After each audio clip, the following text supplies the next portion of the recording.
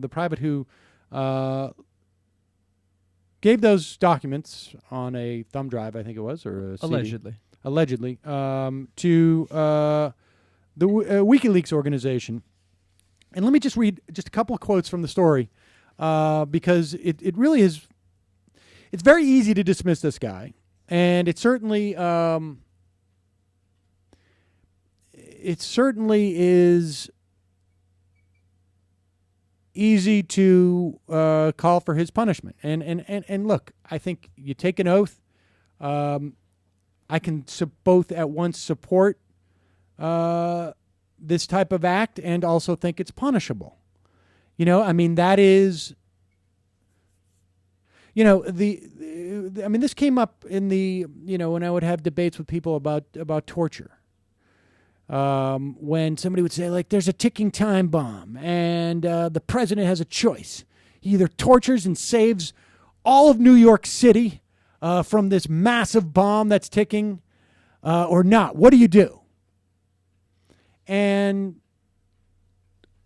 obviously you need to say something like, well, for the sake of the argument, because what you're describing is a completely impossible scenario that's never happened in any non-fictional context ever. I mean, it happens a lot on TV, but that's because it's TV. But if you take the next step and you say, okay, I will grant you, we can prove all of what you're saying. Your hypothetical is absolutely the case, that the president is aware, knows whatever, has telekinesis, knows for a fact that this person they have in custody knows of a massive nuclear device that could blow up 10 million people in 30 minutes. Or whatever it is, in 5 hours, whatever the scenario is. And all of this is perfectly knowable that it's true. My response would still be, torture should still be illegal. If the president believes and knows it to the point that he can actually, it's demonstrably true, that if he doesn't torture this guy who's in front of him, maybe the president's the only guy around, and he happens to have a tooth extracting device or whatever it is,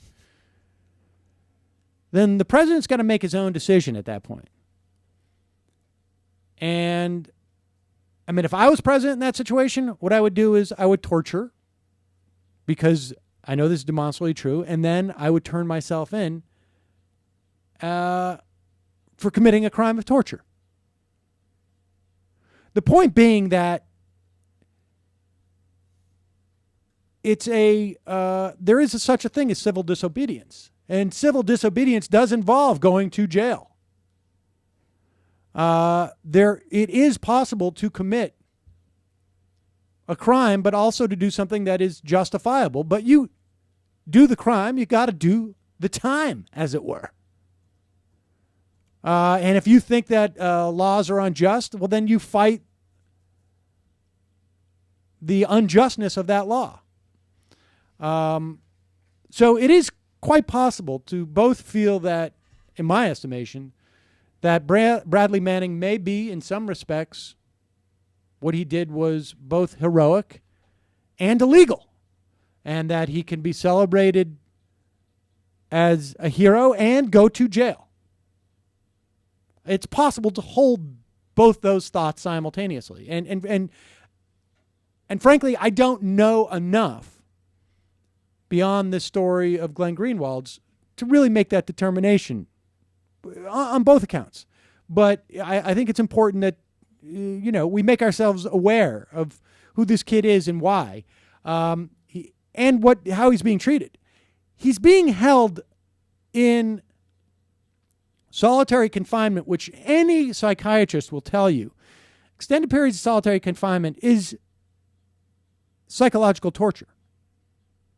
And essentially all torture is psychological at the end of the day. I mentioned yesterday, for 23 out of every 24 hours, every day, he is alone in his cell without a pillow or a sheet for his bed. And it's not like he's on suicide watch yet. He's barred from exercising and is under constant surveillance to enforce those restrictions. This is inside his cell. He is not allowed to exercise in his cell. I mean, honestly, someone tell me, what is the justification? What is the rationale behind not letting a guy to do push-ups in his cell, but to break him down physically and mentally? There is no other rationale behind it. I want to remind people, this guy did not kill anybody. He did not rape anybody. He did not steal people's pensions. He did not cause rolling blackouts and the deaths of old people in California. He did not cause a financial crisis worldwide that destroyed the pensions of untold seniors. To date, there's been no evidence that he caused the deaths or the harm of anyone with his leaks. Now, that doesn't mean he didn't break the law, but just compare and contrast.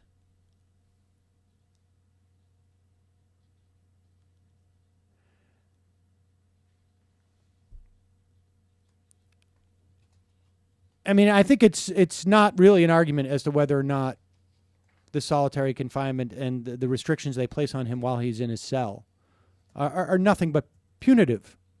Now, I also want to remind you, he's not been convicted of anything.